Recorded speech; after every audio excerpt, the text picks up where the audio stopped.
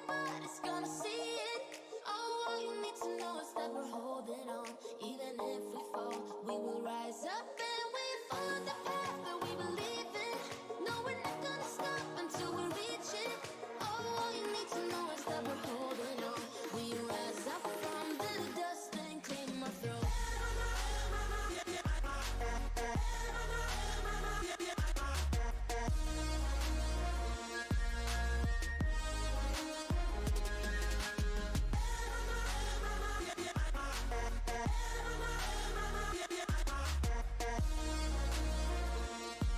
We rise up from the dust and claim our throne. We all have our reasons why we are on this track. Oh, we all have our burdens, yeah, but we just keep on fighting and we never look back. Here we go, go, go, let us heal and grow. You won't be alone, we're unstoppable. Don't be afraid to show what we're going for. This is what we know. Here we come back to life, we're still breathing. Standing up, everybody's gonna see it. Oh, all you need to know is that we're holding on. Even if we fall, we will rise up and we follow the path that we believe in. No, we're not gonna stop until we reach it. Oh, all you need to know is that we're holding on. We rise up from the dust and claim our throne.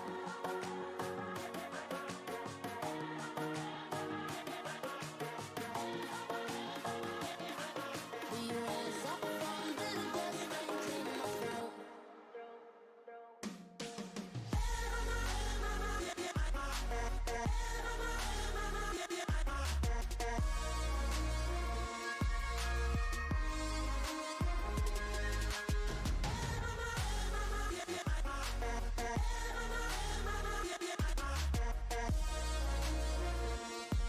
We rise up from the dust and claim our throne.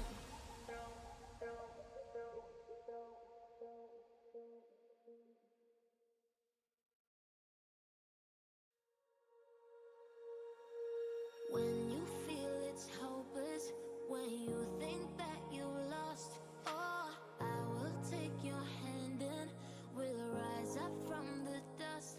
Oh, here we go, go, go, let us heal and grow. You won't be alone, we're unstoppable. Don't be afraid to show what we're going for. This is what we know.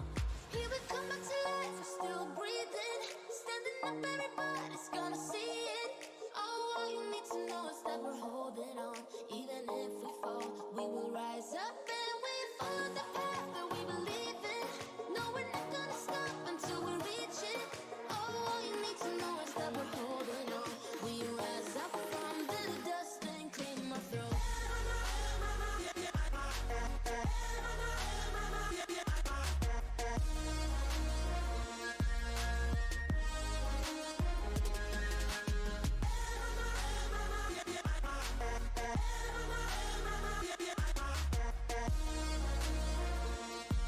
We rise up from the dust and claim our throne.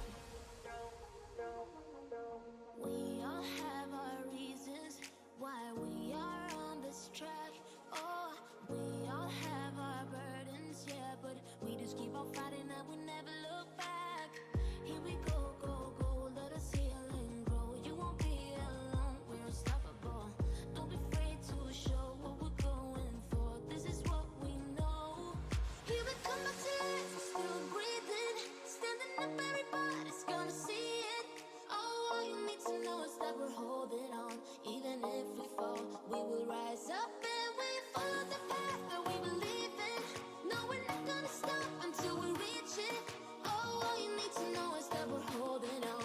We rise up from the dust and claim our throne.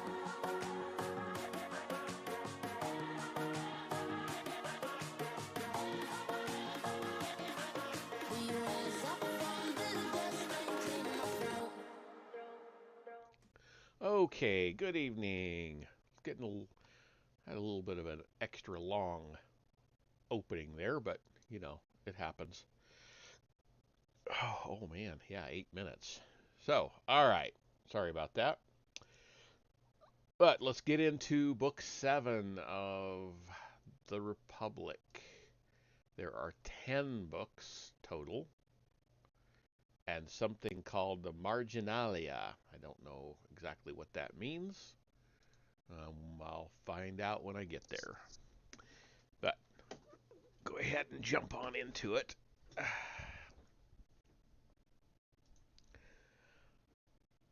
Book 7, page 514, in case you're keeping track of that.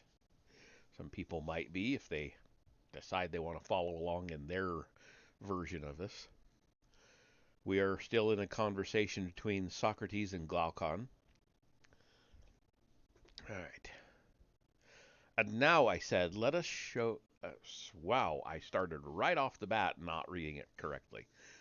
And now I said, let me show in a figure how far our nature is enlightened or unenlightened. Behold, human beings living in an underground den which has a mouth open towards the light and reaching all along the den. Here they have been from their childhood and have their legs and necks chained so that they cannot move and can only see before them, being prevented by the chains from turning round their heads. Above and behind them is a fire is blazing at a distance, and between the fire and the prisoners there is a raised way, and you will see, if you look, a low wall built along the way, like the screen which marionette players have in front of them, over which they show the puppets. I see. Page 515. And do you see, I said, men passing along the wall carrying all sorts of vessels and statues and figures of animals made of wood and stone and various materials which appear over the wall? Some of them are talking, others silent. You have shown me a strange image, and they are strange prisoners. Like ourselves, I replied, and they see only their own shadows, or the shadows of one another, which the fire throws on the opposite wall of the cave. True, he said. How could they see anything but the shadows if they were never allowed to move their heads?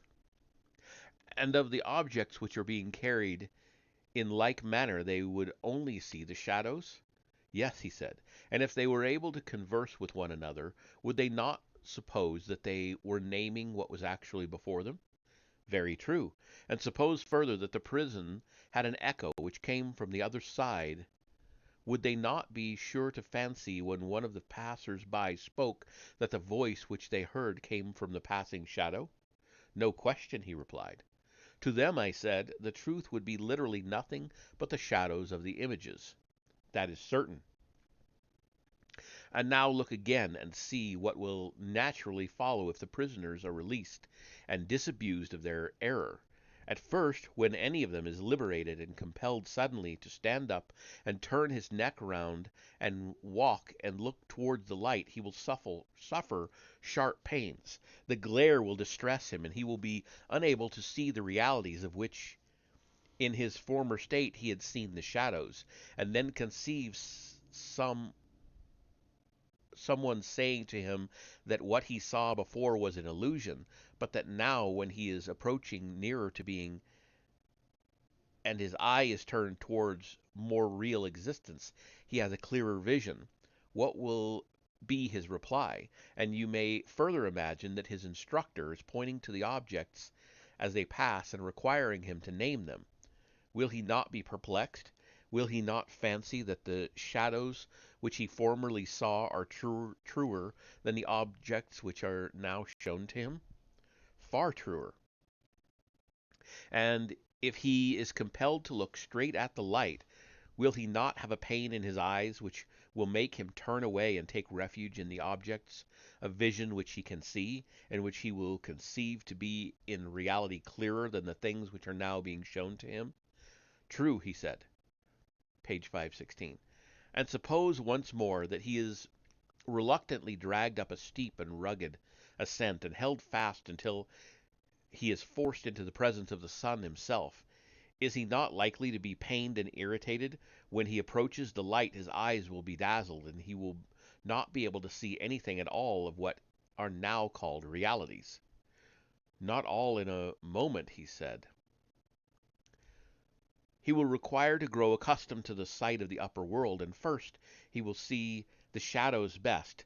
next the reflections of men and other objects in the water, and then the objects themselves. Then he will gaze upon the light of the moon and the stars and the spangled heaven, and he will see the sky and the stars by night better than the sun, or the light of the sun by day? Certainly. Last of all, he will be able to see the sun, and not mere reflections of him in the water, but he will see him in his own proper place and not in another, and he will contemplate him as he is. Certainly. He will then proceed to argue that this is he who gives the season and the years, and is the guardian of all that is in the visible world, and in a certain way the cause of all things which he and his fellows have been accustomed to behold. Clearly, he said, he would first see the sun and then reason about him. And when he remembered his old habitation and the wisdom of the den and his fellow prisoners, do you not suppose that he would felicitate himself on the change and pity them? Certainly he would. And if they were in the habit of conferring honors among themselves on those who were quickest to observe the passing shadows, and to remark which of them went before and which followed after, and which were together, and who were therefore best able to draw conclusions as to the future, do you think that he would care for such honors and glories, or envy the possessors of them? Would he not say with Homer, quote, "Better to be the poor servant of a poor master," end quote, and to endure anything rather than think that they do and live after their manner? Yes, he said, I think that he would rather suffer anything than entertain these false notions and live in this miserable manner. Imagine once more, I said, such as one coming suddenly out of the sun to be replaced in his old situation. Would he not be certain to have his eyes full of darkness? To be sure, he said, page 517. And if there was a contest, and he had to compete in measuring the shadows with the prisoners who had never moved out of the den, while his sight was still weak, and before his eyes had become steady, and the time which would be needed to acquire this new habit of sight might be very considerable, would he not be ridiculous? Men would say of him that up he went and down he came without his eyes, and that it was better not even to think of ascending, and if any one tried to lose another and lead him up to the light, let them only catch the offender and they would put him to death. No question, he said. This entire allegory, I said, you may now append, dear Glaucon, to the previous argument. The prison house is the world of sight, the light of the fire is the sun, and you will not misapprehend me if you interpret the journey upwards to be the ascent of the soul into the intellectual world according to my poor belief, which at your desire I have expressed. Whether rightly or wrongly, God knows, but whether true or false, my opinion is that in the world of knowledge the idea of good appears last of all, and is seen only with an effort, and when seen is also inferred to be the universal author of all things beautiful and right, parent of light and of the Lord of light in this visible world, and the immediate source of reason and truth in the intellectual, and that this is the power upon which he who would act rationally, either in public or private life, must have his eye fixed. I agree, he said, as far as I am able to understand you. Moreover, I said, you must not wonder that those who attain to this beatific vision are unwilling to descend to human affairs, for their souls are ever hastening into the upper world where they desire to dwell, which desire of theirs is very natural, if our allegory may be trusted. Yes, very natural.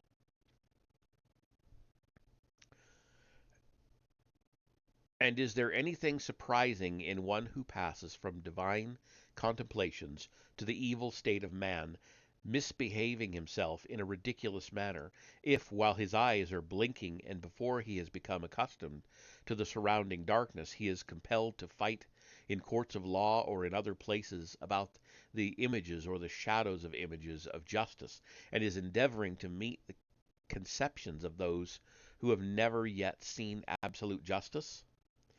Anything but surprising, he replied. Page 518. Any who, anyone who has common sense will remember that the bewilderments of the eyes are of two kinds, and arise from two causes, either from coming out of the light or from going into the light, which is true of the mind's eye quite as much as of the bodily eye, and he who remembers this, when he sees any one whose vision is perplexed and weak, will not be too ready to laugh. He will first ask whether that soul of man has come out of the brighter life and is unable to see because unaccustomed to the dark, or having turned from darkness to the day is dazzled by excess of light, and he will count the one happy in his condition and state of being, and he will pity the other. Or if he have a mind to laugh at the soul which comes from below into the light, there will be more reason in this than in the laugh which greets him who returns from above out of the light into the den. That, he said, is a very just distinction. But then, if I am right, certain professors of education must be wrong when they say that they can put a knowledge into the soul which was not there before, like sight into blind eyes. They undoubtedly say this, he replied. Whereas our argument shows that the power and capacity of learning exists in the soul already, and that just as the eye was unable to turn from darkness to light without the whole body, so too the instrument of knowledge can only by the movement of the whole soul be turned from the world of becoming into that of being, and learn by degrees to endure the sight of being, and of the brightest and best of being, or in other words, of the good. Very true. And must there not be some art which will effect conversion in the easiest and quickest manner, not implanting the faculty of sight, for that exists already, but has been turned in the wrong direction and is looking away from the truth? Yes, he said, such an art may be presumed. Page 519. And whereas the other so-called virtues of the soul seem to be akin to bodily qualities, for even when they are not originally innate, they can be implanted later by habit and exercise. The virtue of wisdom, more than anything else, contains a divine element which always remains, and by this conversion is rendered useful and profitable, or, on the other hand, hurtful and useless. Did you never observe the narrow intelligence flashing from the keen eye of a clever rogue? How eager he is, how clearly his paltry soul sees the way to his end. He is the reverse of blind, but his keen eyesight is forced into the service of evil, and he is mischievous in proportion to his cleverness. Very true, he said.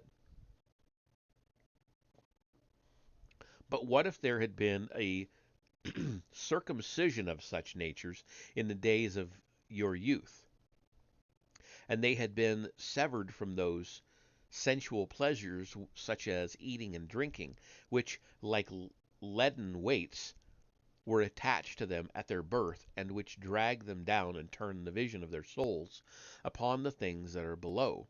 If, I say, they had been released from these impediments and turned in the opposite direction, the very same faculty in them would have been the truth as keenly as they see what their uh, eyes are turned to now. Very likely. Yes, I said, and there is another thing which is likely, or rather a necessary inference from what has preceded, that neither the uneducated and uninformed of the truth, nor yet those who never make an end of their education, will be able ministers of state. Not the former, because they have no single aim of duty, which is the rule of all their actions, private as well as public, nor the latter, because they will not act at all except upon compulsion, fancying that they are already dwelling apart in the islands of the blessed. Very true, he replied.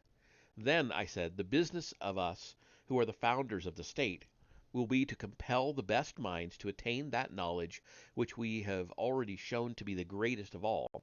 They must continue to ascend until they arrive at the good, but when they have ascended and seen enough, we must not allow them to do as they do now. What do you mean? I mean that they remain in the upper world, but this must not be allowed. They must be made to descend again among the prisoners in the den, and partake of their labors and honors, whether they are worth having or not. But is not this unjust? He said. Ought we to give them a worse life when they might have a better? Page 520. You have again forgotten, my friend, I said, the intention of the legislator, who did not aim at making any one class in the state happy above the rest. The happiness was to be in the whole state, and he held the citizens together by persuasion and necessity, making them benefactors of the state, and therefore benefactors of one another. To this end he created them, not to please themselves, but to be his instruments in binding up the state. True, he said, I had forgotten.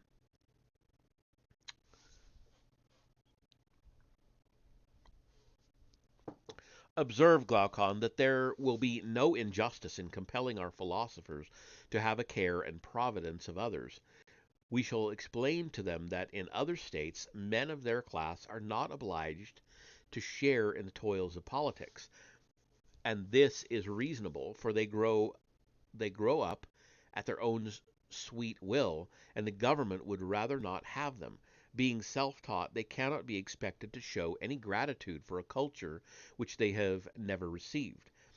But we have brought you into the world to be rulers of the hive, kings of yourselves and of the other citizens, and have educated you far better and more perfectly than they have been educated, and you are better able to share in the double duty. Wherefore each of you, when his turn comes, must go down to the general underground abode and get the habit of seeing in the dark. When you have acquired the habit, you will see 10,000 times better than the inhabitants of the den, and you will know what the several images are and what they represent, because you have seen the beautiful and just and good in their truth. And thus our state, which is also yours, will be a reality and not a dream only, and will be administered in a spirit unlike that of other states, in which men fight with one another about shadows only, and are distracted in the struggle for power, which in their eyes is a great good. Whereas the truth is that the state in which the rulers are most reluctant to govern is always the best and most quietly governed, and the state in which they are most eager the worst. Quite true, he replied. And will our pupils, when they hear this, refuse to take their turn at the toils of state, when they are allowed to spend the greater part of their time with one another in the heavenly light? Impossible, he answered, for they are just men, and the commands which we impose upon them are just. There can be no doubt that every one of them will take office as a stern necessity, and not after the fashion of our present rulers of state. Page 521. Yes, my friend, I said, and there lies the point. You must contrive for your future rulers another and a better life than that of a ruler, and then you may have a well-ordered state. For only in the state which offers this will they rule who are truly rich, not in silver and gold, but in virtue and wisdom, which are the true blessings of life, whereas they go to the administration of public affairs, poor and hungering after their own private advantage, thinking that hence they are to snatch the chief good. Order there can be order there can never be, for they will be fighting about office, and the civil and domestic broils which thus arise will be the ruin of the rulers themselves and of the whole state. Most true, he replied. And the only life which looks down upon the life of political ambition is that of true philosophy. Do you know of any other? Indeed, I do not, he said. And those who govern ought not to be lovers of the task, for if they are, there will be rival lovers and they will fight. No question. Who then are those whom we shall compel to be guardians? Surely they will be the men who are wisest about affairs of state, and by whom the state is best administered, and who at the same time have other honors and another and a better life than that of politics. They are the men, and I will choose them, he replied. And now shall we consider in what way such guardians will be produced, and how they are to be brought from darkness to light, as some are said to have ascended from the world below to the gods? By all means, he replied. The process, I said, is not the turning over of an oyster shell, but the turning around of a soul passing from a day which is little better than night to the true day of being, that is, the ascent from below, which we affirm to be true philosophy? Quite so. And should we not inquire what sort of knowledge has the power of effecting such change? Certainly. Hey, Vesper, how are you tonight? I'm doing pretty good. We're about 10 pages in to the 40.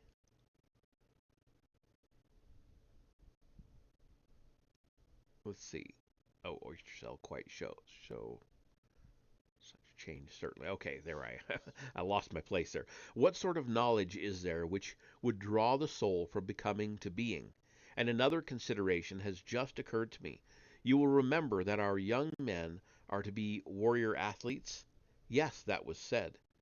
Then this new kind of knowledge must have an additional quality? What quality? Usefulness in war. Yes, if possible.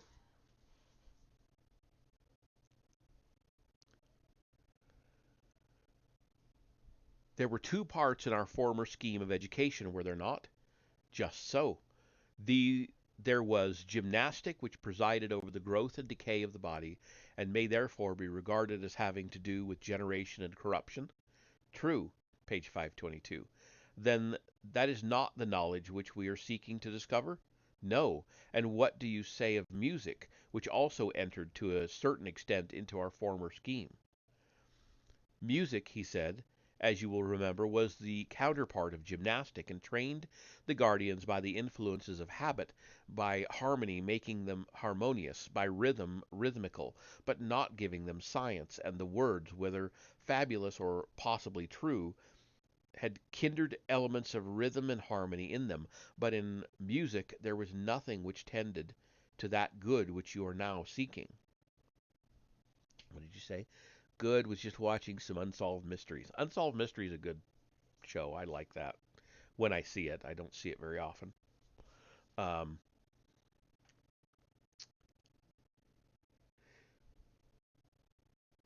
music, nothing to attend. Music you are now seeking. Okay, you are most accurate. I said in your recollection. In music, there certainly was nothing of the kind. But what branch of knowledge is there, my dear Glaucon, which is of the desired nature, since all the useful arts were reckoned mean by us? Undoubtedly, and yet if music and gymnastic are excluded, and the arts are also excluded, what remains? Well, I said, there may be nothing left of our special subjects, and then we shall have to take something which is not special, but of universal application. What may that be? A something which all arts and sciences and intelligences use in common, and which every one first has to learn among the elements of education. What is that? The little matter of distinguishing one, two, and three, in a word, number and calculation. Do not all arts and sciences necessarily partake of them? Yes. Then the art of war partakes of them? To be sure. Then Palamedes, whenever he appears in tragedy, proves Agamemnon ridiculously unfit to be a general. Did you never remark how he declares that he had invented number, and had numbered the ships, and set in array the ranks of the army at Troy, which implies that they had never been numbered before, and Agamemnon must be supposed literally to have been incapable of counting his own feet. How could he if he was ignorant of number? And if that is true, what sort of general must he have been? I should say a very strange one, if this was as you say. Can we deny that a warrior should have a knowledge of arithmetic? Certainly he should, if he is to have the smallest understanding of military tactics, or indeed, I should rather say, if he is to be a man at all. I should like to know whether you have the same notion which I have of this study. What is your notion? Page 523. It appears to me to be a study of the kind which we are seeking, and which leads naturally to reflection, but never to have been rightly used, for the true use of it is simply to draw the soul towards being. Will you explain your meaning? He said. I will try, I said, and I wish you would share the inquiry with me and say yes or no when I attempt to distinguish in my own mind what branches of knowledge have this attracting power, in order that we may have clearer proof that arithmetic is, as I suspect, one of them. Explain, he said. I mean to say that objects of sense are of two kinds. Some of them do not invite thought because the sense is an adequate judge of them, while in the case of other objects, sense is so untrustworthy that further inquiry is imperatively demanded. You are clearly referring, he said, to the manner in which the senses are imposed upon by distance and by painting in light and shade. No, I said, that is not at all my meaning. Then what is your meaning? When speaking of uninviting objects, I mean those which do not pass from one sensation to the opposite. Inviting objects are those which do, in this latter case, which do. In this latter case, the sense coming upon the object, whether at a distance or near, gives no more vivid idea of anything in particular than of its opposite. An illustration will make my meaning clearer. Here are three fingers, a little finger, a second finger, and a middle finger. Very good. You may suppose that they are seen quite close, and here comes the point. What is it? Each of them equally appears a finger, whether seen in the middle or at the extremity, whether white or black, or thick or thin. It makes no difference. A finger is a finger all the same. In these cases, a man is not compelled to ask of thought the question, what is a finger? That's a strange sentence. I'm going to go on the Pluto TV for free. Oh, cool. In these cases, a man is not compelled to ask of thought the question, what is a finger? Oh, okay, now I understand it. For the sight never intimates to the mind that a finger is other than a finger. True. And therefore, I said, as we might expect, there is nothing here which invites or excites intelligence. There is not, he said. Page 524.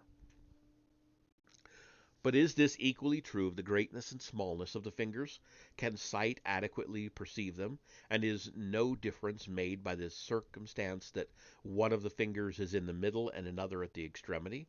And in like manner does the touch adequately perceive the qualities of thickness or thinness, or softness or hardness, and so of the other senses? Do they give perfect intimations of such matters? Is not their mode of operation on this wise?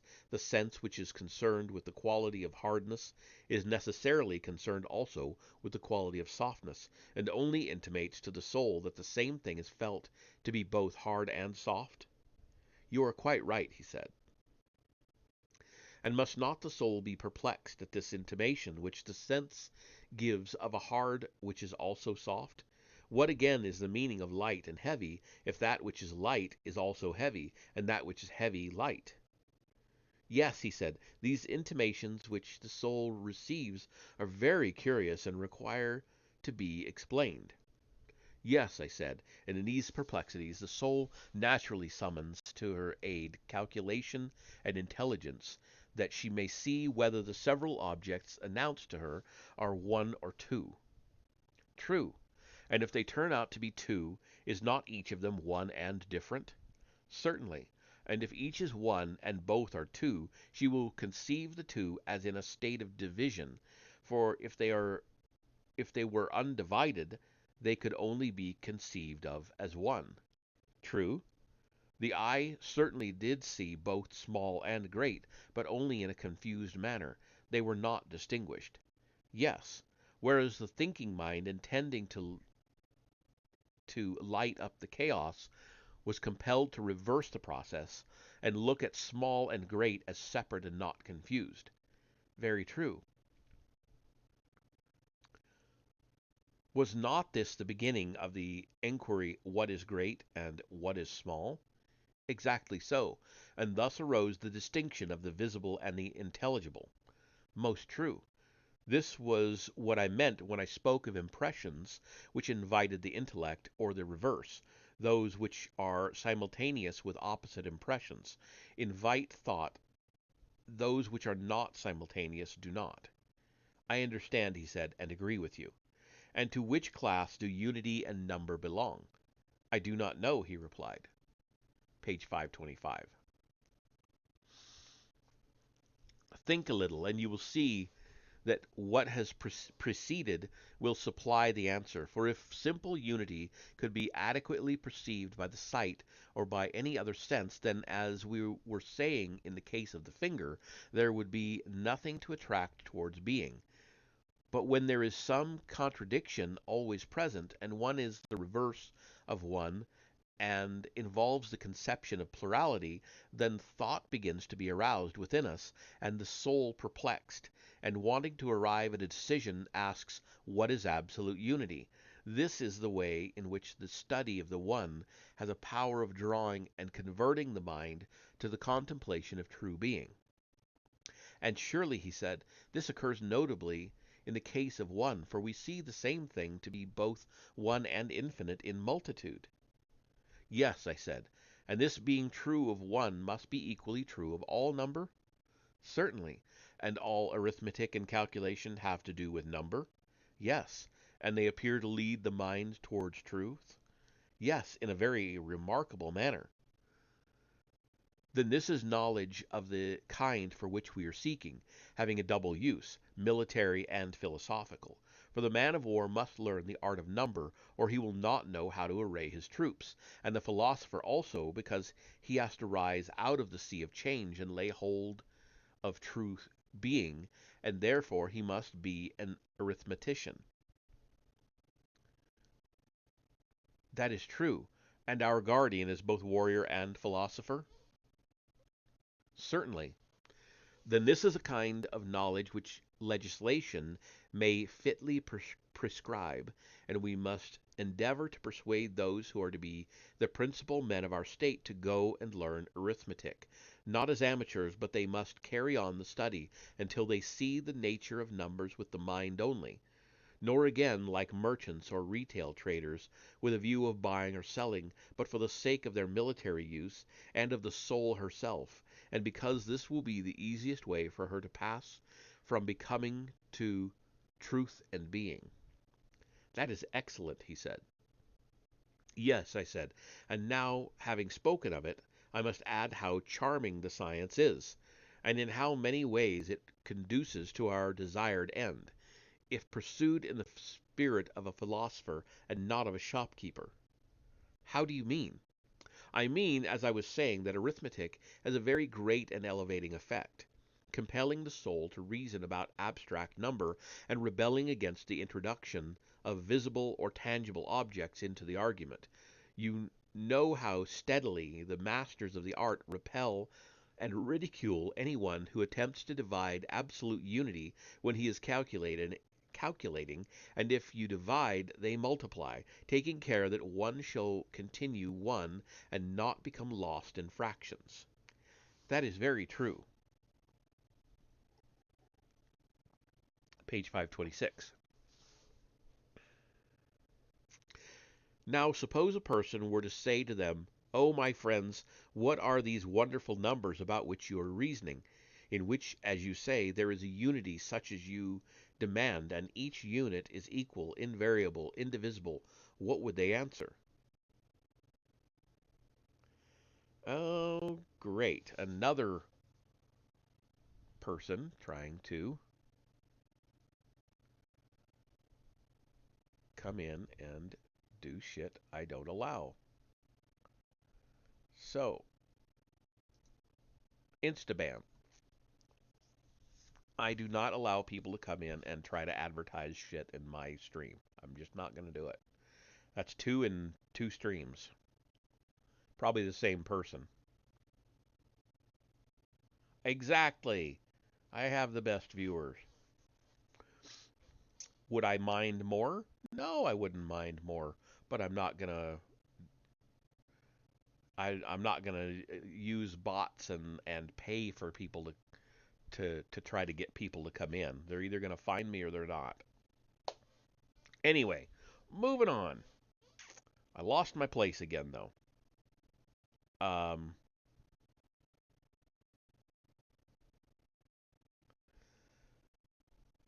okay, I read the thing with "Oh my friends, what are these wonderful numbers?" So I think I'm up to the answer. They would answer as I should conceive that they were speaking of those numbers which can only be realized in thought.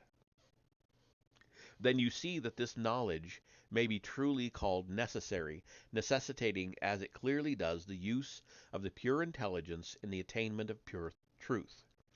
Yes, that is a marked characteristic of it. And have you further observed that those who have a natural talent for calculation are generally quick at every other kind of knowledge, and even the dull, if they have had an arithmetical training, although they may derive no other advantage from it, always become much quicker than they would otherwise have been. Very true, he said, and indeed you will not easily find a more difficult study, and not many as difficult. You will not, and for all those reasons arithmetic is a kind of knowledge in which the best natures should be trained, and which must not be given up. I agree. Let this then be made one of our subjects of education, and next shall we inquire whether the kindred science also concerns us? You mean geometry? Exactly so. Clearly, he said, we are concerned with that part of geometry which relates to war, for in pitching a camp, or taking up a position, or closing or extending the lines of an army, or any other military maneuver, whether in actual battle or on a march, it will make all the difference whether a general is or is not a geometrician. Yes, I said, but for that purpose a very little of either geometry or calculation will be enough, and the question relates rather to the greater and more advanced part of geometry, whether that tends in any degree to have to make more easy the ugh, to make more easy the vision of the idea of good, and thither, as I was saying, all things tend which compel the soul to turn her gaze towards that place where is the full perfection of being, which she ought by all means to behold. True, he said. Then if geometry compels us to view being, it concerns us. If becoming only, it does not concern us. Okay. Sorry, I'm going to reread that one because it made no sense coming out of my mouth. Then if geometry compels us to view being, it concerns us. If becoming only, it does not concern us? Yes, that is what we assert. Page 527. Yet anybody who has the least acquaintance with geometry will not deny that such a conception of the science is in flat contradiction to the ordinary language of geometricians. How so?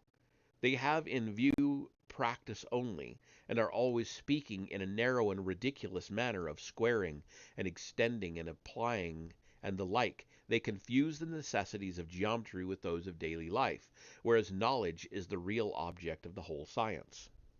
Certainly, he said. Then must not a further admission be made? What admission? That the knowledge at which geometry aims is knowledge of the eternal, and not of aught perishing and transient. That, he replied, may be readily allowed, and is true. Then, my noble friend, geometry will draw the soul towards truth and create the spirit of philosophy and raise up that which is now unhappily allowed to fall down. Nothing will be more likely to have such an effect. Then nothing should be more sternly laid down than that the inhabitants of your fair city should by all means learn geometry. Moreover, the science has indirect effects which are not small. Of what kind? He said. There are the military advantages of which you spoke, I said, and in all departments of knowledge, as experience proves, any who has studied geometry is infinitely quicker of apprehension than one who has not. Yes, indeed, he said, there is an infinite difference between them. Then shall we propose this as a second branch of knowledge which our youth will study? Let us do so, he replied. And suppose we make astronomy the third, what do you say? I am strongly inclined to it, he said. The observation of the seasons and of the months and years is as essential to the general as it is to the farmer or sailor. Page 528. I am amused, I said, at your fear of the world, which makes you guard against the appearance of insisting upon useless studies, and I quite admit the difficulty of believing that in every man there is an eye of the soul which, when by other pursuits lost and dimmed, is by these purified and re-illumined, and is more precious far than 10,000 bodily eyes, for by it alone is truth seen. Now, there are two classes of persons, one class of those who will agree with you and will take your words as a revelation, another class to whom they will be utterly unmeaning, and who will naturally deem them to be idle tales, for they see no sort of profit which is to be obtained from them, and therefore you had better decide at once with which of the two you are proposing to argue. You will very likely say with neither, and that your chief aim is carrying on the argument in carrying on the argument is your own improvement. At the same time, you will do at the man. I don't know why I'm stumbling so much. Sorry. At the same time, you do not grudge to others any benefit which they may receive. I think that I should prefer to carry on the argument mainly on my own behalf. Then take a step backward, for we have gone wrong in the order of the sciences. What was the mistake? He said. After plane geometry, I said, we proceeded at once to solids in revolution, instead of taking solids in themselves, whereas after the second dimension, the third, which is concerned with cubes and dimensions of depth, ought to have followed. That is true, Socrates, but so little seems to be known as yet about these subjects. Why, yes, I said, and for two reasons. In the first place, no government patronizes them. This leads to a want of energy in the pursuit of them, and they are difficult. In the second place, students cannot learn them unless they have a director. But then a director can hardly be found, and even if he could, as matters now stand, the students, who are very conceited, would not attend to him. That, however, would be otherwise if the whole state became the director of these studies and gave honor to them. Then disciples would want to come, and there would be continuous and earnest search, and discoveries would be made. Since even now, disregarded as they are by the world and maimed of their fair proportions, and although none of their votaries can tell the use of them, still these studies force their way by their natural charm, and very likely, if they had the help of the state, they would some day emerge into light. Yes, he said, there is a remarkable charm in them, but I do not clearly understand the change in the order. First you began with a geometry of plane surfaces? Yes, I said. And you placed astronomy next, and then you made a step backward? Yes, and I have delayed you by my hurry. The ludicrous state of solid geometry, which in natural order should have followed, made me pass over this branch and go on to astronomy, or motion of solids. True, he said.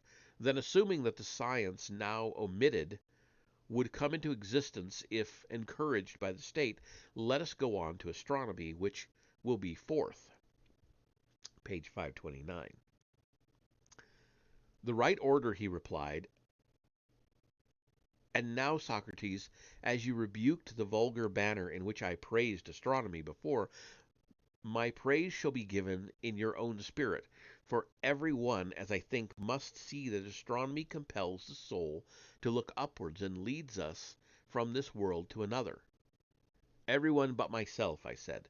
To every one else this may be clear, but not to me. And what then would you say?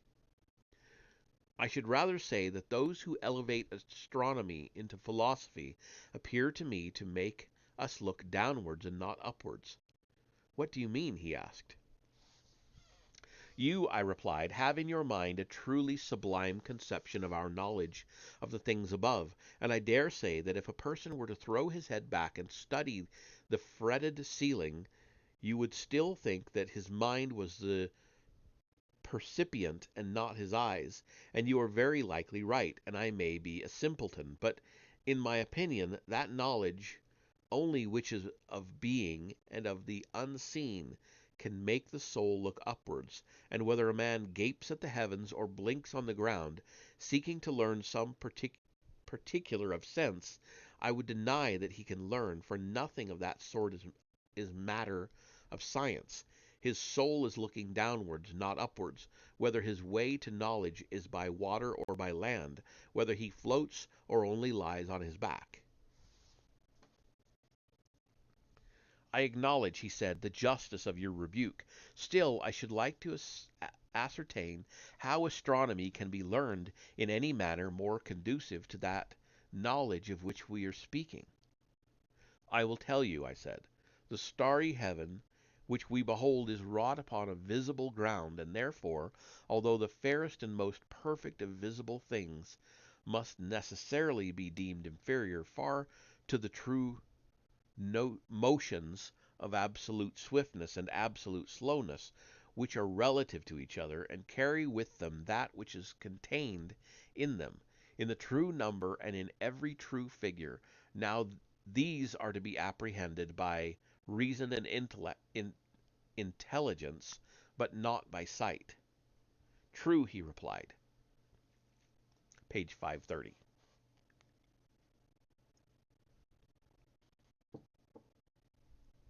The spangled heavens should be used as a pattern, and with a view to that higher knowledge. Their beauty is like the beauty of figures or pictures excellently wrought by the hand of Daedalus, or some other great artist which we may chance to behold. Any geometrician who saw them would appreciate the exquisiteness of their workmanship, but he would never dream of thinking that in them he could find the true equal, or the true double, or the truth of any other proportion. No, he replied, such an idea would be ridiculous. And you will not and will not a true astronomer have the same feeling when he looks at the movements of the stars? Will he not think that heaven and the things in heaven are framed by the Creator of them in the most perfect manner?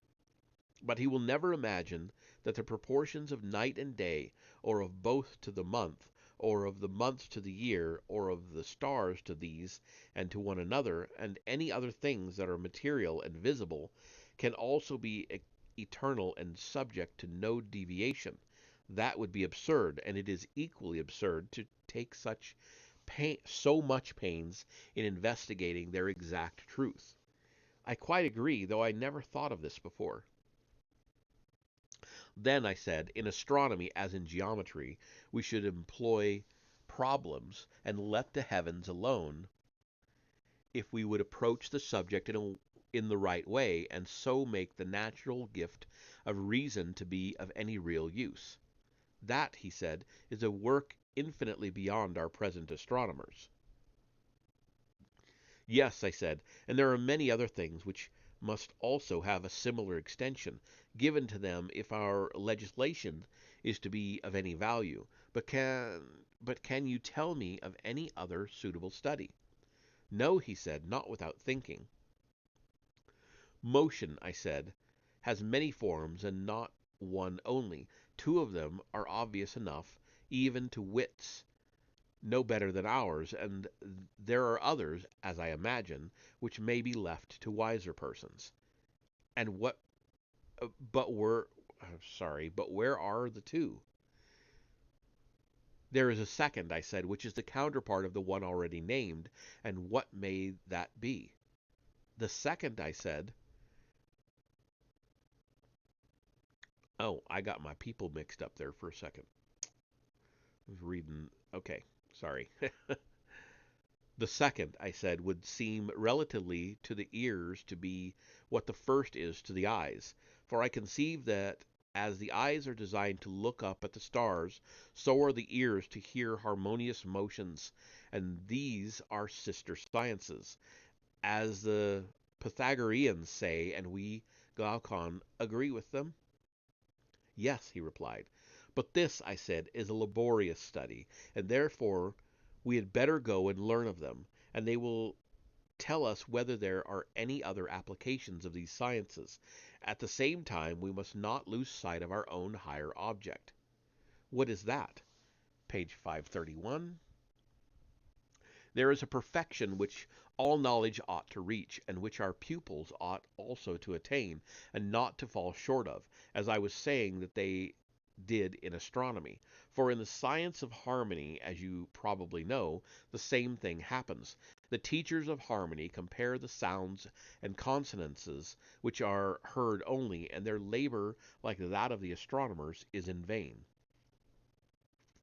Yes, by heaven, he said, and 'tis as good as a play to hear them talking about their condensed notes, as they call them.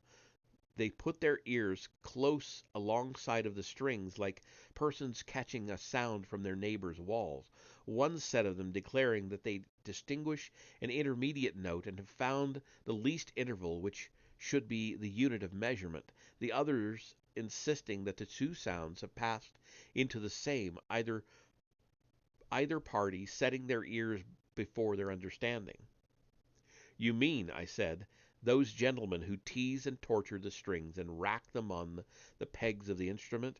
I might carry on the metaphor and speak after their manner of the blows which the plectrum gives, and make accusations against the strings, both of backwardness and forwardness to sound. But this would be tedious, and therefore I will only say that these are not the men, and that I am referring to the Pythagoreans, if you like that pronunciation, of whom I was just now proposing to inquire about harmony, for they too are in error, like the astronomers. They investigate the numbers of the harmonies which are heard, but they never attain to problems. That is to say, they never reach the natural harmonies of number, or reflect why some numbers are harmonious and others not. That, he said, is a thing of more than mortal knowledge. A thing, I replied, which I would rather call useful, that is, if sought after with a view to the beautiful and good, but if pursued in any other spirit, useless. Very true, he said. Now, when all these studies reach the point of intercommunion and connection with one another, and come to be considered in their mutual affinities, then, I think, but not till then will the pursuit of them have a value for our objects. Otherwise, there is no profit in them. I suspect so, but you are speaking, Socrates, of a vast work. What do you mean? I, I said the prelude, or what? What? Okay, sorry. So this is Socrates speaking. What do you mean? I said the prelude, or what? Do you not know that all this is but the prelude to the actual strain which we have to learn? For you surely would not regard the skilled mathematician as a dialectician. Assuredly not, he said. I have hardly even known a mathematician who is capable of reasoning. page 532. But do you imagine that men who are unable to give and take a reason will have the knowledge which we require of them? Neither can this be supposed. And so, Glaucon, I said, we have at last arrived at the hymn of dialectic. This is that strain which is of the intellect only, but which the faculty of sight will nevertheless be found to imitate. For sight, as you may remember, was imagined by us after a while to behold the real animals and stars, and last of all the sun himself. And so the dialectic, when a person starts on the discovery of the absolute by the light of reason only, and without any assistance of sense, and perseveres until by pure intelligence he arrives at the perception of the absolute good, he at last finds himself at the end of the intellectual world, as in the case of sight at the end of the visible. Exactly, he said. Then this is the progress which you call dialectic? True. But the release of the prisoners from chains, and their translation from the shadows to the images and to the light, and the ascent from the underground den to the sun, while in his presence they are vainly trying to look on animals and plants and the light of the sun, but are able to perceive even with their weak eyes the images in the water which are divine, and are the shadows of true existence, not shadows of images cast by a light of fire, which compared by the sun is only an image. This power of elevating the highest principle in the soul to the contemplation of that which is best in existence, with which we may compare the raising of that faculty which is the very light of the body to the sight of that which is brightest in the material and visible world. This power is given, as I was saying, by all that study and pursuit of the arts which has been described. I agree in what you are saying, he replied, which may be hard to believe, yet from another point of view is harder still to deny. This, however, is not a theme to be treated of in passing only, but will have to be discussed again and again, and so, whether our conclusion be true or false, let us assume all this, and proceed at once from the prelude or preamble to the chief strain, and describe that in like manner. Say, then, what is the nature and what are the divisions of dialectic, and what are the paths which lead thither, for these paths will also lead to our final rest. Page 533. I'm going to read this response and then quickly go get some water, and I'll be right back after that. So the response is, Dear Glaucon, I said, you will not be able to follow me here, though I would do my best, and you should behold not an image only, but the absolute truth, according to my notion. Whether what I told you would or would not have been a reality, I cannot venture to say, but you would have seen something like reality. Of that I am confident. And I'm going to pause right there, and I'll be right back. Just fill in my water. Only take just a minute.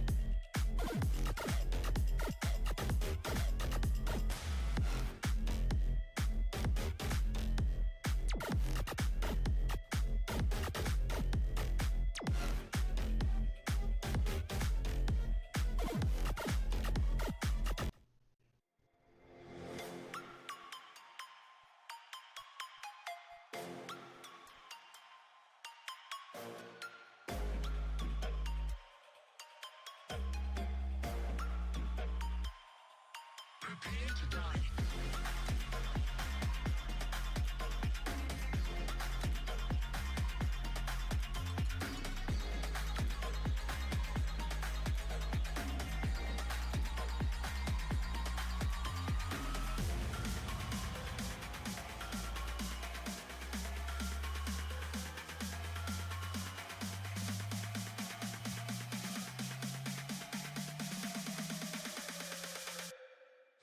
Prepare to die.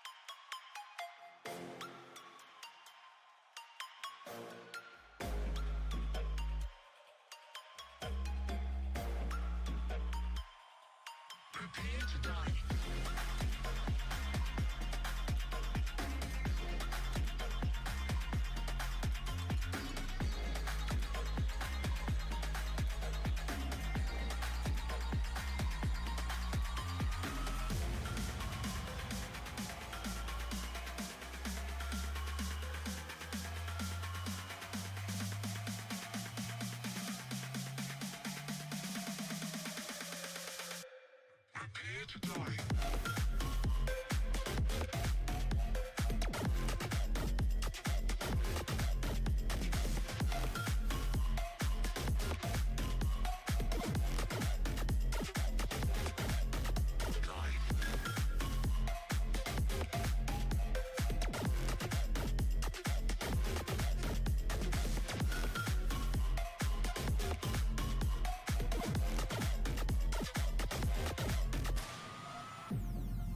Welcome to a whole new world.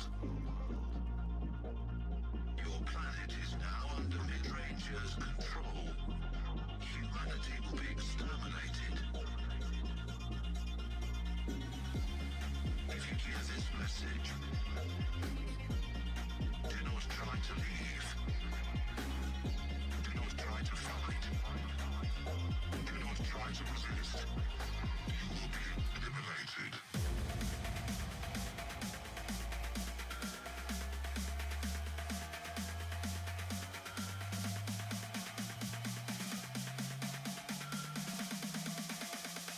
You will be eliminated.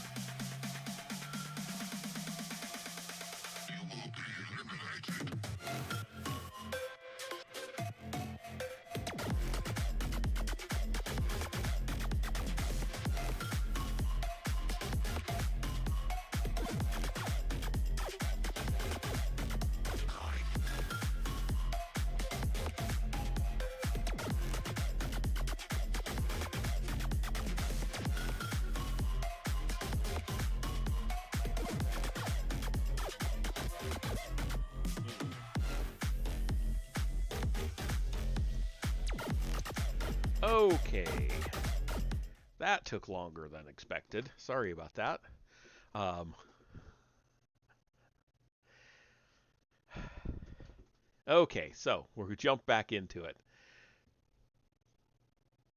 So I was on page 533 and I read Socrates' response. So now we go to doubtless, he replied. But I must also remind you that the power of dialectic alone can reveal this, and only to one who is a disciple of the previous sciences. Of that assertion you may be as confident as of the last. And assuredly, no one will argue that there is any other method of comprehending by any regular process all true existence, or of ascertaining what each thing is in its own nature. For the arts in general are concerned with the desires or opinions of men, or are cultivated with a view to production and construction, or for the preservation of such productions and constructions. And as to the mathematical sciences, which, as we were saying, have some apprehension of true being, geometry and the like, they only dream about being, but never can they behold the waking reality so long as they leave the hypotheses which they use unexamined, and are unable to give an account of them. For when a man knows not his own first principle, and when the conclusion and intermediate steps are also constructed out of he knows not what, how can he imagine that such a fabric of convention can ever become science? Impossible, he said. Then dialectic, and dialectic alone, does directly to the first principle, goes directly to the first principle, and is the only science which does away with hypotheses in order to make her ground secure. The eye of the soul, which is literally buried in an outlandish slough, is by her gentle aid lifted upwards, and she uses as handmaids and helpers in the work of conversion the sciences which we have been discussing. Custom terms them sciences, but they ought to have some other name, implying greater clearness than opinion and less clearness than science. And this, in our previous sketch, was called understanding. But why should we dispute about names when we have realities of such importance to consider? Why indeed, he said, when any name will do which expresses the thought of the mind with clearness. Page 534. At any rate, we are satisfied, as before, to have four divisions, two for intellect and two for opinion, and to call the first division science, the second understanding, the third belief, and the fourth perception of shadows, opinion being concerned with becoming, and intellect with being, and so to make a proportion. I'm not sure who's speaking in this next part. As being is to becoming, so is pure intellect to opinion. And as intellect is to opinion, so is science and belief, and understanding to the perception of shadows. That's Socrates for sure. But let us defer the further correlation and subdivision of the subjects of opinion and of intellect, for it will be a long inquiry, many times longer than this has been. As far as I understand, he said, I agree. And do you also agree, I said, in describing the dialectician as one who attains a conception of the essence of each thing, and he who does not possess, and is therefore unable to impart this conception, in whatever degree he fails, may in that degree also be said to fail in the intelligence? Will you admit so much? Yes, he said. How can I deny it? And you would say the same of the conception of the good, until the person is able to abstract and define rationally the idea of good, and unless he can run the gauntlet of all objections, and is ready to disprove them, not by means to opinion, but to absolute truth, never faltering at any step of the argument. Unless he can do all this, you would say that he knows neither the idea of good nor any other good. He apprehends only a shadow, if anything at all, which is given by opinion and not by science.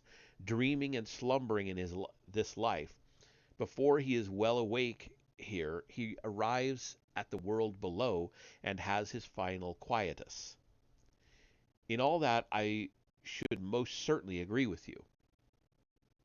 And surely you would not have the children of your ideal state, whom you are nurturing and educating. If the ideal ever becomes a reality, you would not allow the future rulers to be like posts, having no reason in them, and yet to be set in authority over the highest matters? Certainly not. Then you will make a law that they shall have such an education as will enable them to attain the greatest skill in asking and answering questions? Yes, he said, you and I together will make it. Dialectic, then, as you will agree, is the coping stone of the sciences. And is copping stone? I don't think that's coping. I think it's copping stone, and I don't know what that means. I'll have to look that up. Unless Vesper's still here and he wants to tell me. So let me start that paragraph again. Dialectic, then, as you will agree, is the copping stone of the sciences and is set over them. No other science can be placed higher. The nature of knowledge can no further go. I agree, he said. Page 535. And to whom we are to assign these studies, and in what way they are to be assigned, are questions which remain to be considered? Yes, clearly. You remember, I said, how the rulers were chosen before? Certainly, he said. The same natures must still be chosen, and the preference again given to the surest and the bravest, and, if possible, to the fairest.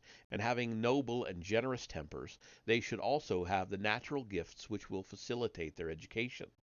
And what are these? Such gifts as keenness and ready powers of acquisition, for the mind more often faints from the severity of study than from the severity of gymnastics. The toil is more entirely the mind's own, is not shared with the body. Very true, he replied. Further, he of whom we are in search should have a good memory, and be an unwearied, solid man who is a lover of labor in any line, or he will never be able to endure the great amount of bodily exercise and to go through all the intellectual discipline and study which we require of them. Certainly, he said, he must have natural gifts. The mistake at present is that those who study philosophy have no vocation, and this, as I was before saying, is the reason why she has fallen into disrepute. Her true sons should take her by the hand and not bastards. What do you mean? In the first place, her votary should not have a lame or halting industry. I mean that he should not be half industrious and half idle. As, for example, when a man is a lover of gymnastic and hunting, and all other bodily exercises, but a hater rather than a lover of the labor of learning or listening or inquiring, or the occupation to which he devotes himself may be of an opposite kind, and he may have the other sort of lameness. Certainly, he said. And as to the other, I said, is not a soul equally to be deemed halt and lame, which hates voluntary falsehood, and is extremely indignant at herself and others when they tell lies, but is patient of involuntary falsehood, and does not mind wallowing like a swinish beast in the mire of ignorance, and has no shame at being detected? To be sure. Page 536. And again, in respect of temperance, courage, magnificence, and every other virtue, should we not carefully distinguish between the true son and the bastard? For where there is no discernment of such qualities, states and individuals unconsciously err, and the state makes a ruler, and the individual a friend, of one who, being defective in some part of virtue, is in a figure lame or a bastard. That is very true, he said. All these things, then, will have to be carefully considered by us, and if only those whom we introduce to this vast system of education and training are sound in body and mind, justice herself will have nothing to say against us, and we shall be the saviors of the Constitution and of the state. But if our pupils are men of another stamp, the reverse will happen, and we shall pour a still greater flood of ridicule on philosophy than she has to endure at present. That would not be creditable. Certainly not, I said, and yet perhaps in thus turning jest into earnest I am equally ridiculous. In what respect? I had forgotten, I said, that we were not serious, and spoke with too much excitement. For when I say philosophy so undeservedly trampled underfoot, when I saw, I said say, I don't know why I said that. For when I saw philosophy so undeservedly trampled under foot of men, I could not help feeling a sort of indignation at the authors of her disgrace, and my anger made me too vehement. Indeed, I was listening and did not think so. But I, who am the speaker, felt what I was, that I was, and now let me remind you that although in our former selection we chose old men, we must not do so in this. Solon was under a delusion when he said that a man when he grows old may learn many things, for he can no more learn much than he can run much. Youth is the time for any extraordinary toil. Of course, and therefore calculation and geometry and all the other elements of instruction, which are a preparation for dialectic, should be presented in the mind to the mind in childhood, not, however, under any notion of forcing our system of education. Why not? Because a free man ought not to be a slave in the acquisition of knowledge of any kind. Bodily exercise, when compulsory, does no harm to the body, but knowledge which is acquired under compulsion obtains no hold on the mind. Very true. It's funny that he's saying that because up to this point, pretty much these guardians' whole entire life is compulsory in every aspect. Page 537. Then, my good friend, I said, do not use compulsion, but let early education be a sort of amusement. You will then be better able to find out the natural bent. That is a very rational notion, he said. Do you remember that the children, too, were to be taken to see the battle on horseback, and if there were no danger, they were to be brought close up, and like young hounds have a taste of blood given them? Yes, I remember.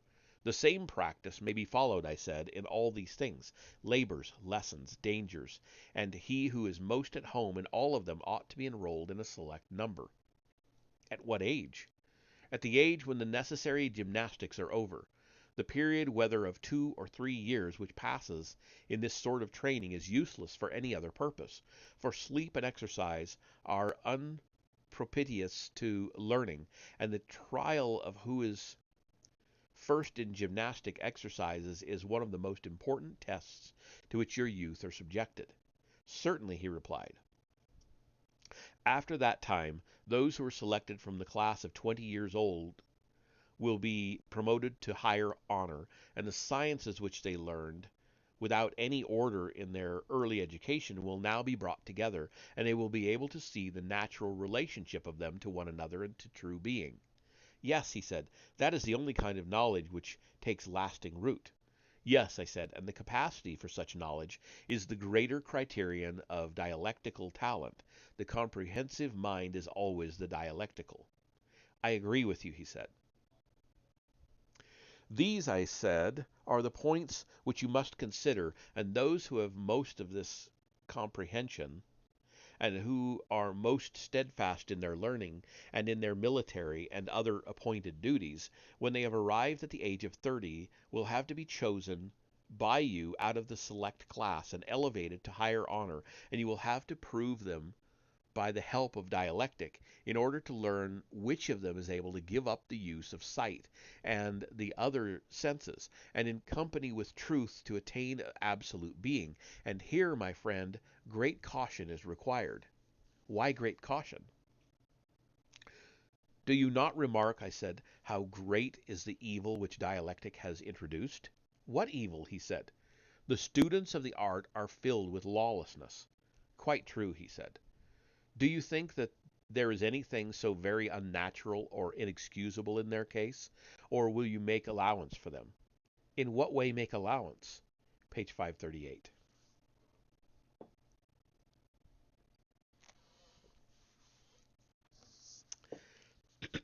Excuse me. I want you, I said, by way of parallel, to imagine a supostitious son. Yeah, it's not superstitious. This is a word I've never seen. I've never seen supostitious. So let me start that again because I interrupted myself. I want you, I said, by way of parallel, to imagine a supostitious man who is brought up in great wealth. He is one of a great and numerous family and has many flatterers. When he grows up to manhood, he learns that his alleged are not his real parents, but who the real are he is unable to discover. Can you guess how he will be likely to behave towards his flatterers and his supposed parents, first of all during the period when he is ignorant of the false relation, and then again when he knows? Or shall I guess for you? If you please. Then I should say that while he is ignorant of the truth, he will be likely to honor his father and his mother and his supposed relations more than the flatterers. He will be less inclined to neglect them than when in need, or to do or say anything against them, and he will be less willing to disobey them than in any important matter. Oof. He will. But when he has made the discovery, I should imagine that he would diminish his honor and regard for them, and he would become more devoted to the flatterers. Their influence over him would greatly increase. He would now live after their ways and openly associate with them, and unless he were of an unusually good disposition, he would trouble himself no more about his supposed parents or other relations. Well, all that is very probable, but how is the image applicable to the disciples of philosophy? In this way. You know that there are certain principles about justice and honor which were taught us in childhood, and under their parental authority we have been brought up, obeying and honoring them. That is true. There is also opposite maxims and habits of pleasure which flatter and attract the soul, but do not influence those of us who have any sense of right, and they continue to obey and honor the maxims of their fathers. True. Now, when a man is in this state and the questioning spirit asks what is fair or honorable, and he answers as the legislator has taught him, and then arguments many and diverse refute his words until he is driven into believing that nothing is honorable any more than dishonorable, or just and good any more than the reverse, and so of all the notions which he most valued, do you think that he will still honor and obey them as before? Impossible. Page 539. And when he ceases to think them honorable and natural as heretofore, and he fails to discover the true, can he be expected to pursue any life other than that which flatters his desires? He cannot. And from being a keeper of the law, he is converted into a breaker of it? Unquestionably. Now, all this is very natural in students of philosophy such as I have described, and also, as I was just now saying, most excusable. Yes, he said, and I may add pitiable. Therefore, that your feelings may not be moved to pity about our citizens who are now 30 years of age, every care must be taken in introducing them to dialectic.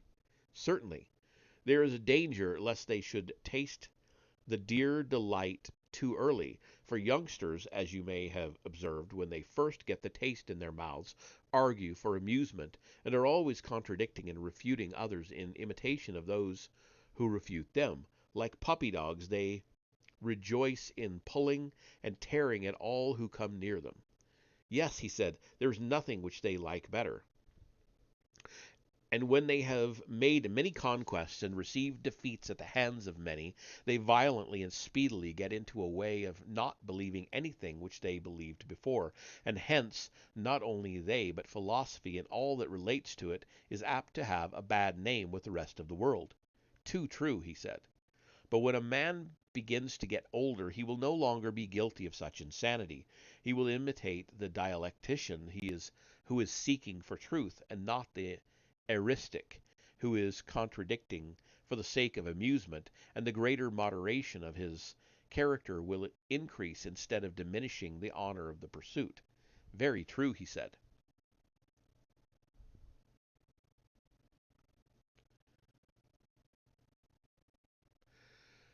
And did we not make special provision for this when we said that the disciples of philosophy were to be orderly and steadfast, not as now any chance aspirant or intruder?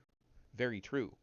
Suppose, I said, the study of philosophy to make the place of gymnastics, and to be continued diligently and earnestly and exclusively for twice the number of years which were passed in bodily exercise. Will that be enough? Would you say 6 or 4 years? He asked. Say 5 years, I replied. At the end of the time they must be sent down again into the den and compelled to hold any military or other office which young men are qualified to hold. In this way they will get their experience of life, and there will be an opportunity of trying whether, when they are drawn all manner of ways by temptation, they will stand firm or flinch. And how long is this stage of their lives to last? Page 540. 15 years, I answered.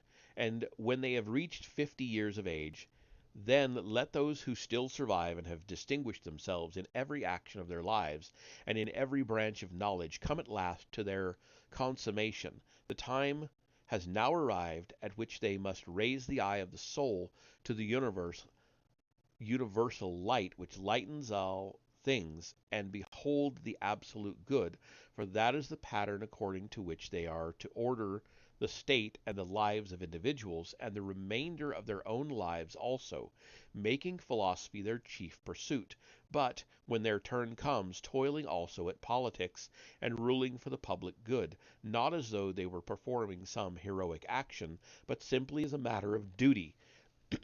and when they have brought up in each generation others like themselves, and left them in their place to be governors of the state, then they will depart to the islands of the blessed, and dwell there. And the city will give them public memorials and sacrifices, and honor them, if the Pythian oracle consent, as demigods, but if not, as in any case blessed and divine.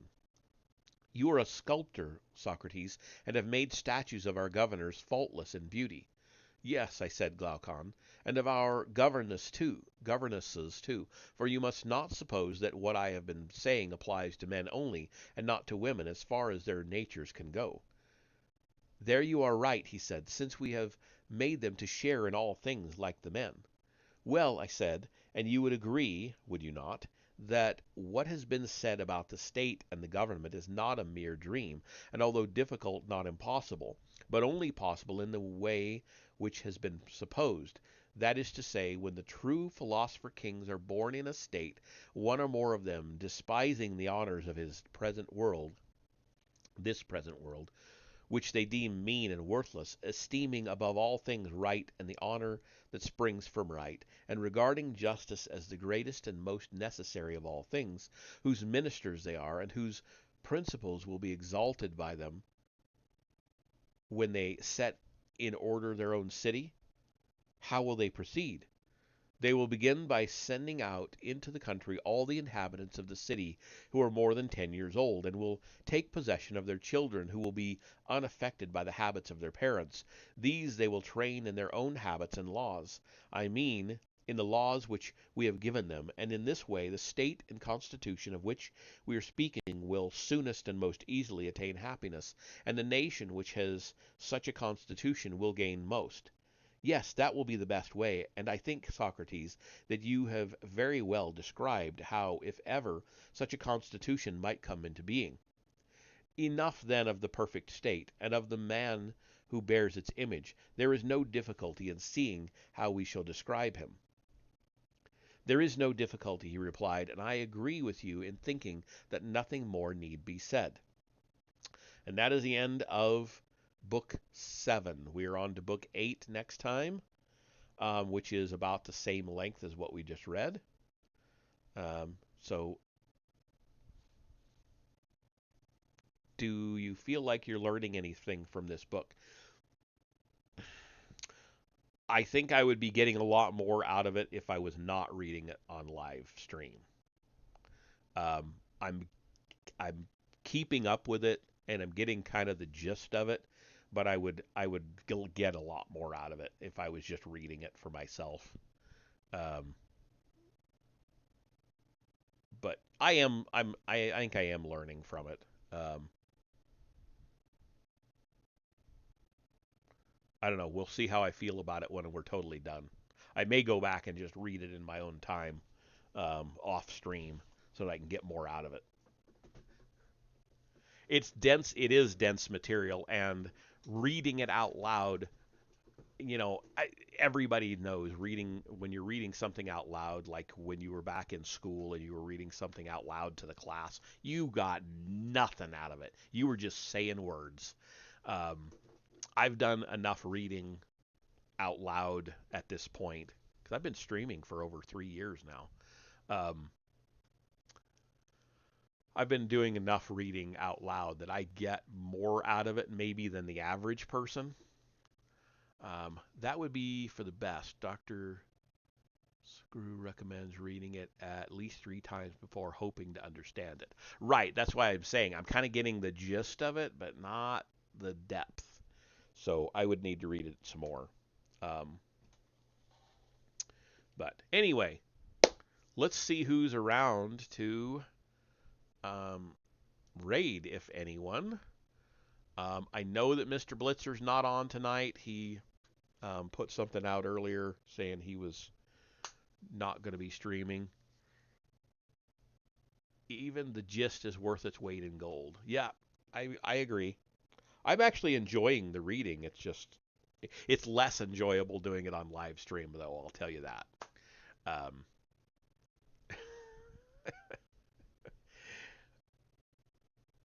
but I'm going to keep on doing it. Um, I'm not really seeing anybody on um, that I want to raid. So I think I'm just going to call it a night and enjoy my beverage and chill out for the evening. I've got some preparation for a meeting to go through anyway, so I'm going to do that instead. So have a good night.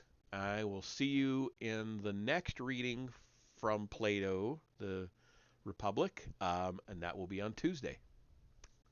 Have a good night and a good weekend.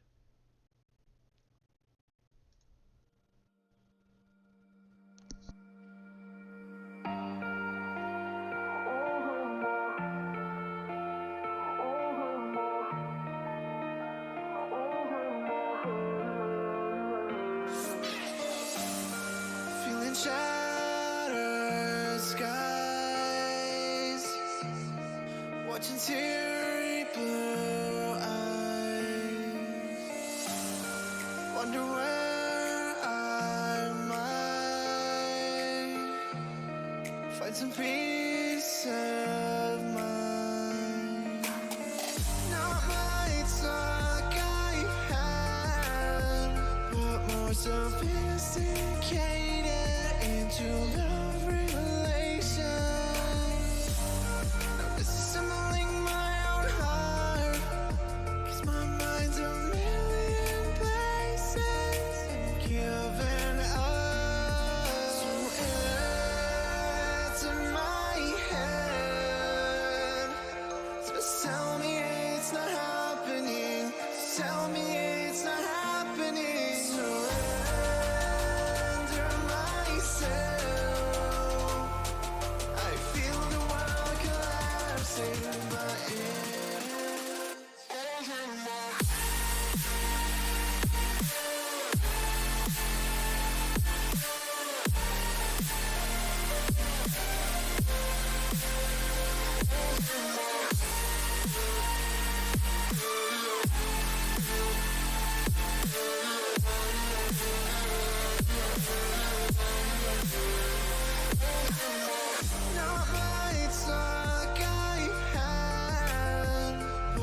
sophisticated into love relation. Now disassembling my own heart, 'cause my mind's a million places and giving up.